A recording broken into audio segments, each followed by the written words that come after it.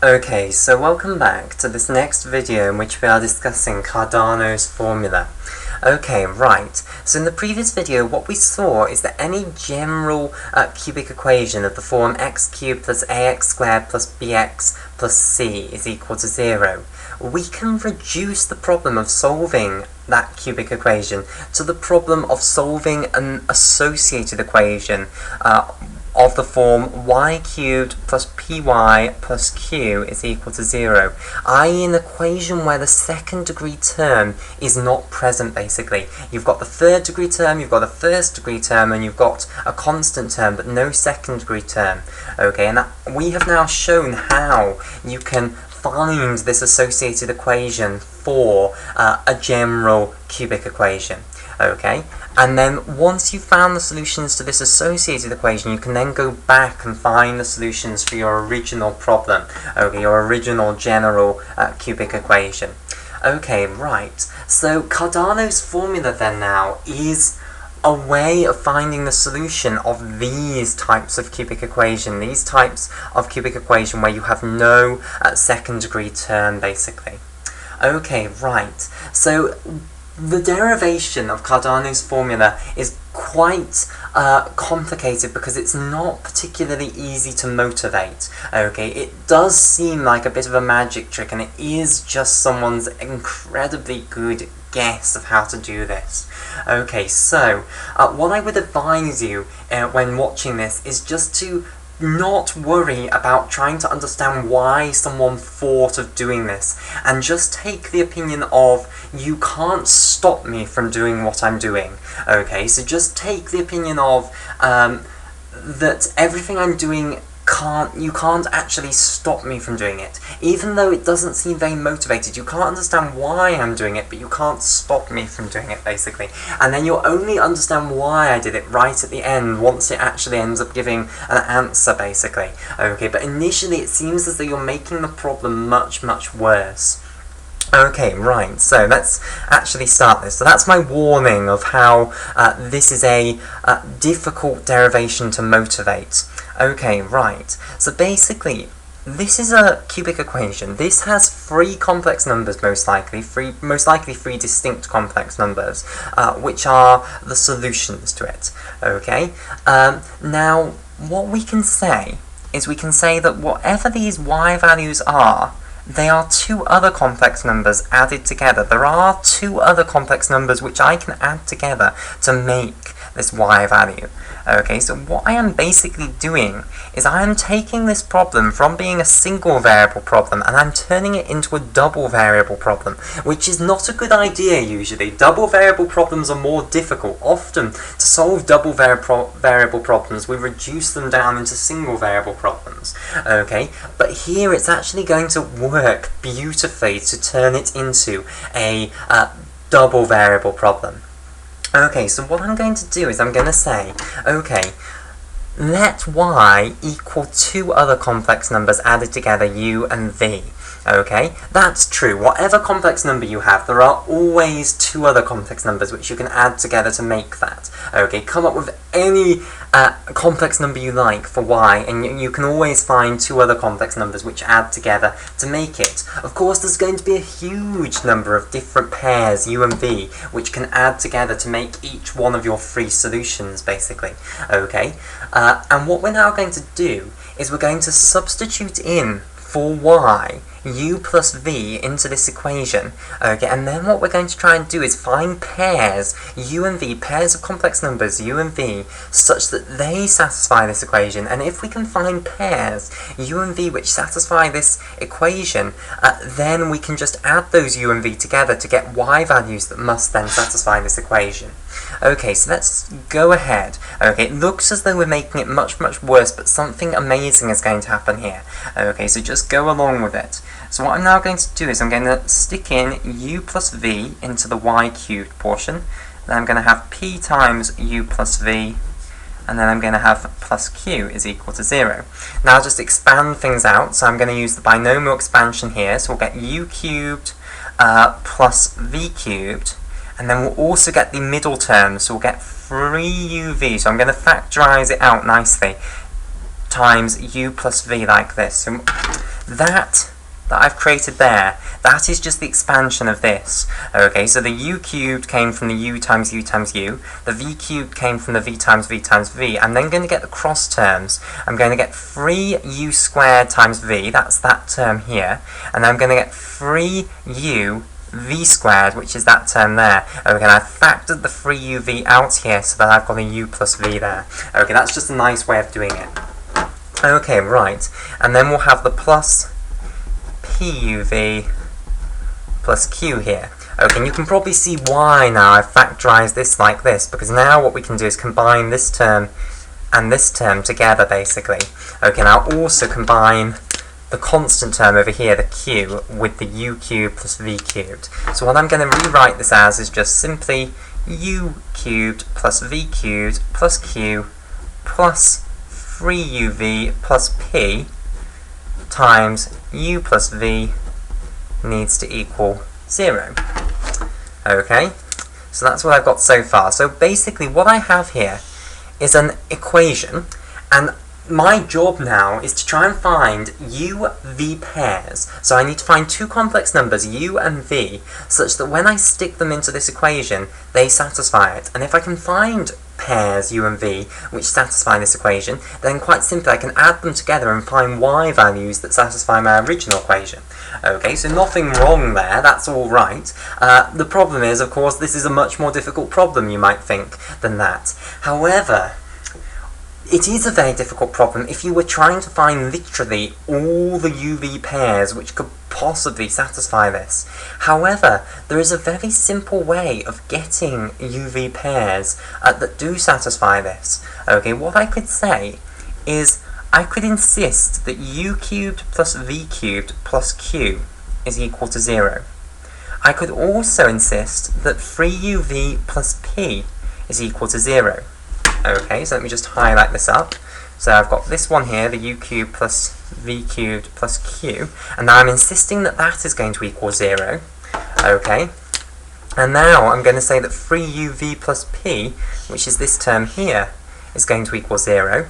And if both of those things were true, then it would be true that this was equal to 0. Of course, that's not the only way that this equation could be satisfied, but that is certainly a way that that equation could be satisfied. So at the moment, my motivation is I'm just trying to find any solutions at all to this equation, basically. Any UV pairs at all that satisfy this equation.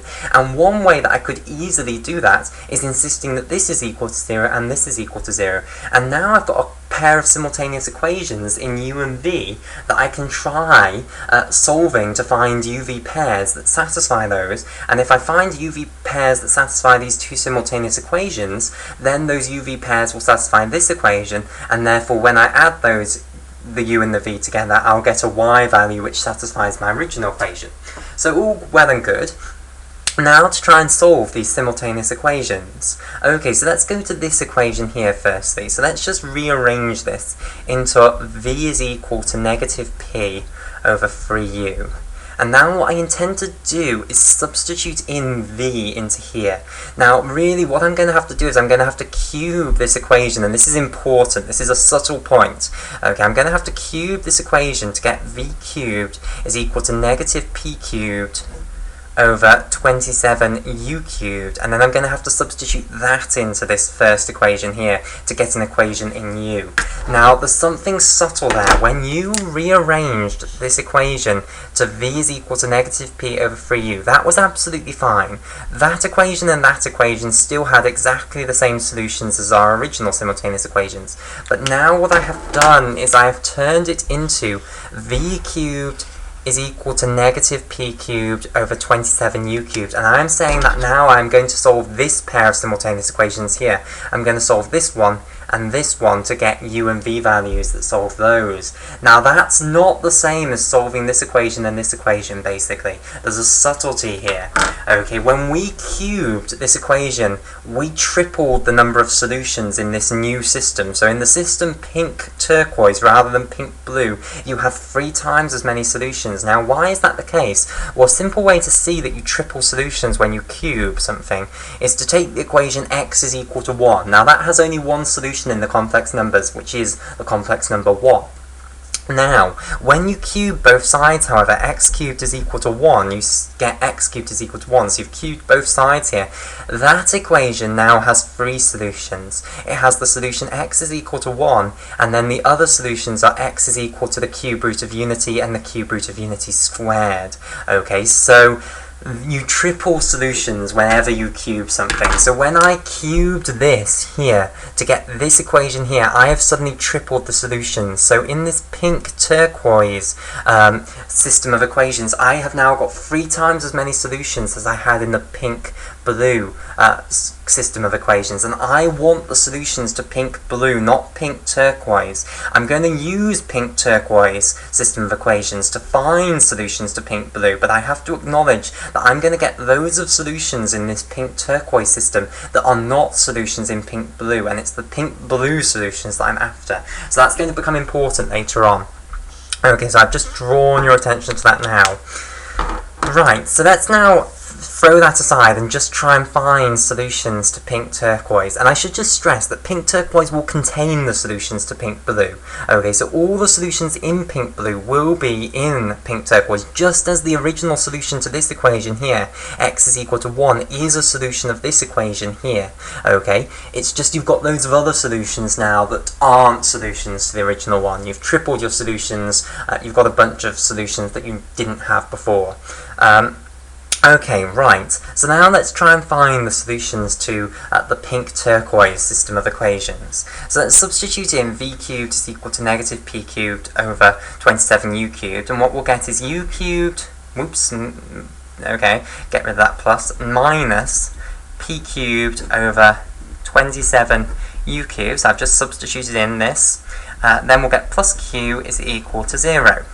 Okay, now I'll just multiply up by u cubed, and what we'll get is u to the power of 6. I'll rearrange this slightly, so I'll have q times u cubed, and then we'll have minus p cubed over 27 is equal to 0.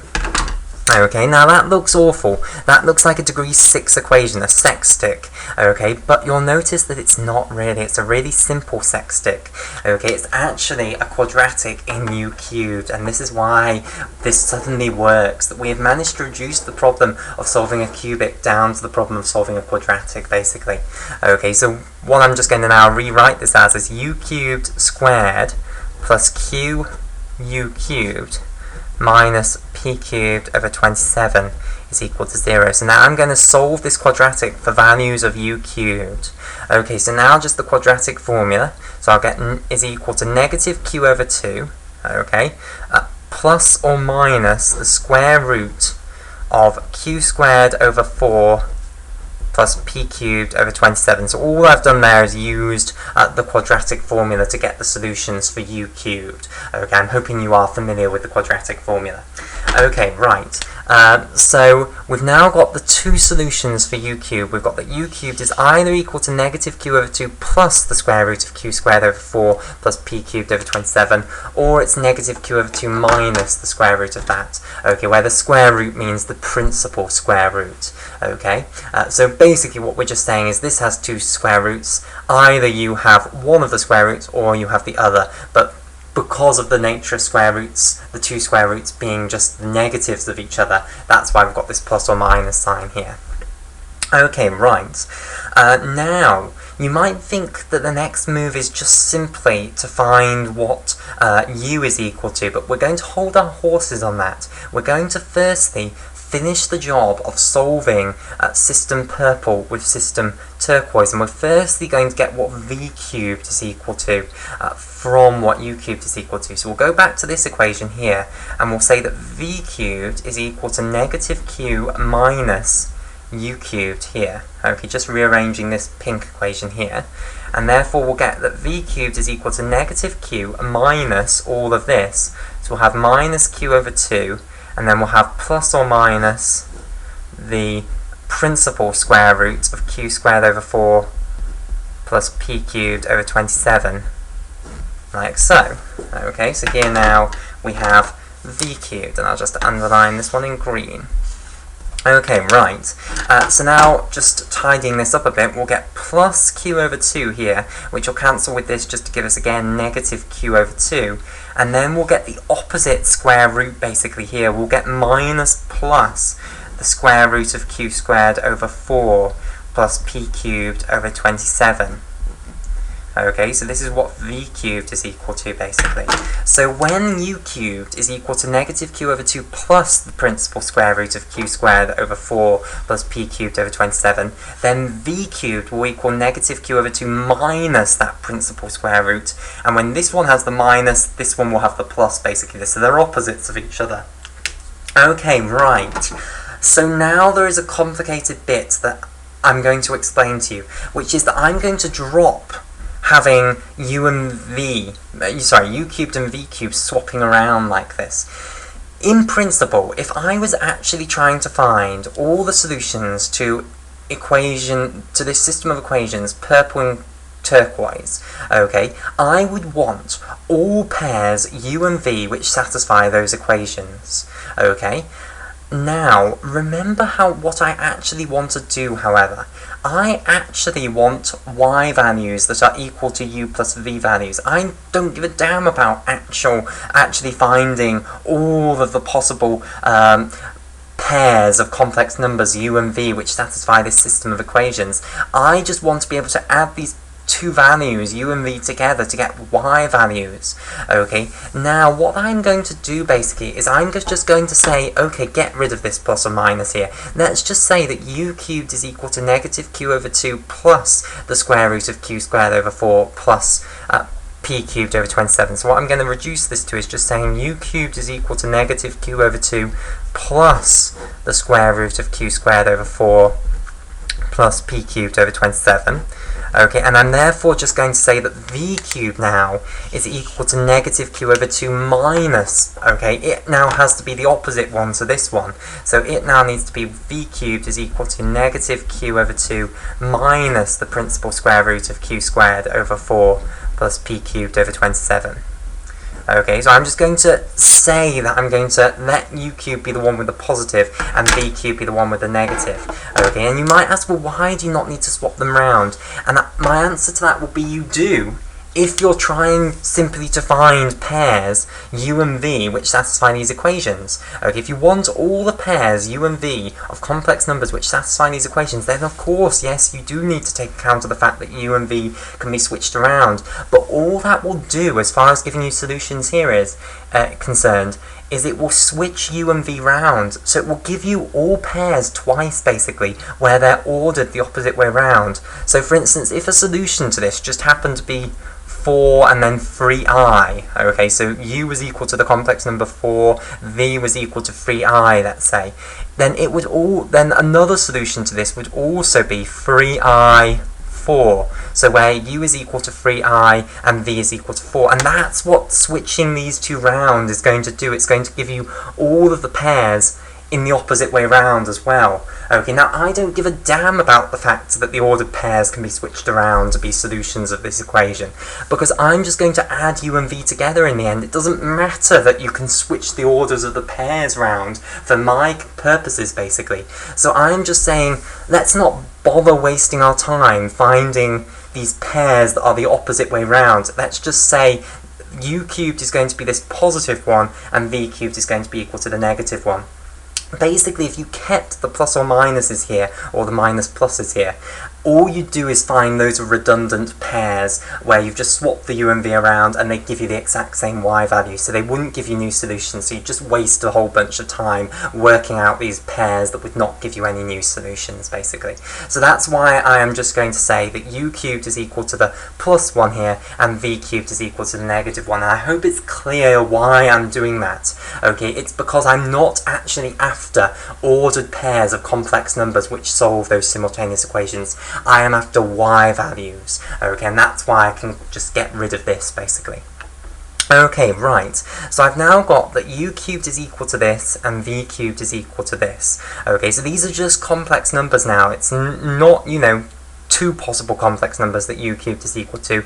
There is just one solid complex number that it's equal to, and here's the solid complex number that v cubed is equal to. So now what I want to find is pairs, u and v therefore, that actually satisfy these equations, basically, this system of equations, purple, turquoise. Okay, right, so now what I need to do is cube root both of these numbers. So I need to take u is equal to the cube root of negative q over 2 plus the square root of q squared over 4, and remember this is the principal square root here, plus p cubed over 27. Okay, and we'll also get that v is equal to the cube root of negative q over 2 minus the principal square root of q squared over 4 plus p cubed over 27. Okay, now this is complicated now, because of course there are 3 possible cube roots of this, and there are 3 possible cube roots of this. So when I write this symbol, assume that it means the principal cube root, and assume that this means the principal cube root of this, basically. So these are the 2 principal cube roots. Okay, however, there are 2 other cube roots as well. Okay, so let's just define u and v to be equal to the principal cube roots here. However, u and v might not actually be solutions to our original problem, purple and blue, pink and blue here. Okay, and let me explain what I mean by that by going over the page here. Okay, right, so let me just ignore that little bit there. Okay, right, so basically, we have now taken the principal cube roots of these great big numbers, okay, and what that now gives us is 9 possible pairs of complex numbers u and v, which are potential solutions to our system, pink and turquoise, basically, this system of equations here. Okay, so let me just draw a little table out for this. So here we go. We'll have the principal cube root of u here, or the principal cube root of this thing here, which we're denoting as u, and the principal cube root of this one here, which we're denoting as v. Okay, we'll put those 2 here, and then the other cube roots are u times the third root of unity and u times the third root of unity squared. For v, the other 2 cube roots are v times the cube root of unity, and v times the cube root of unity squared as well. So these are all of the cube roots of those numbers, minus q over 2 plus the square root of q squared over 4 plus p cubed over 27, and negative q over 2 minus the square root of q squared over 4 plus p cubed over 27. Okay, and all 9 combinations here of these with these are they are solutions to the pink turquoise system of equations. So we've now found 9 ordered pairs of complex numbers u and v, which are solutions to this system, pink and turquoise, basically. However, remember we tripled our solutions in going from pink and blue to pink and turquoise. Okay, so actually only 3 of these ordered pairs are actually going to be solutions to the pink and blue system of equations, and those are the ones which we need to actually use to build y values, basically. Okay, now all of these pairs here, all of these 9 pairs that you have in this great table here, will be solutions to the equation u cubed plus v cubed plus q is equal to 0, because that was in the pink turquoise system. This was equation pink. Okay, however, they are not necessarily all solutions to that blue equation, 3uv plus p is equal to 0. So basically what you now need to do is go through this table of 9 possible combinations of these cube roots of those 2 numbers, okay, and you need to find pairs that actually satisfy this equation, okay, and 3 of them, and only 3 of them, will actually satisfy this equation. The other 6 will not. Okay, now those 3 pairs that you find in this table which do satisfy equation blue here, 3uv plus p is equal to 0, those are the ones which you can then use to build y values, basically, by adding the value here to the value here, basically. Okay, I understand that now it's getting a little bit confusing that I'm using u and v as the variables here, and now I'm using u and v to denote actual values here, the principal cube roots of those values. I might just denote these v1 and u1, or maybe prime or something like that, just something to distinguish them. So I'll give these this u1 now, I'm defining u1 to equal just the principal cube root of that number, negative q, not negative p, negative q over 2 plus the square root of q squared over 4 plus p cubed over 27.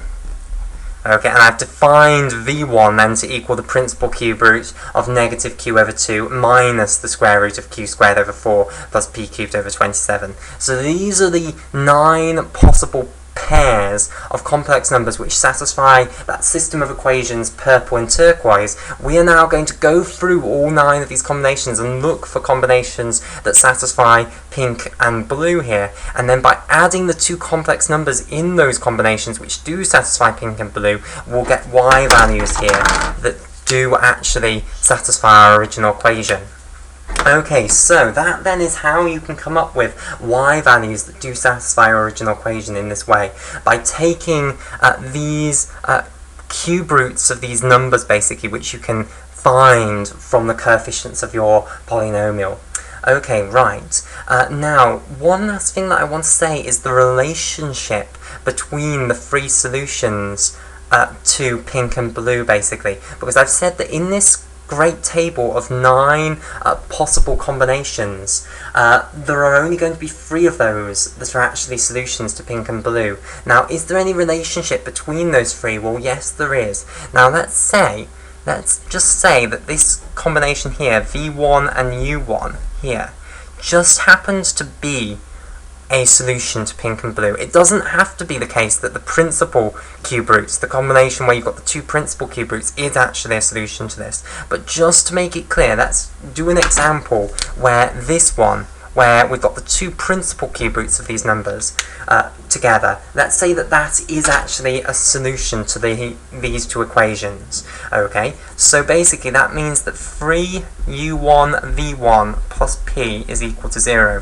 What I now want to tell you is what are the other 2 combinations, the other 2 pairs in this table that are actually solutions also to this equation.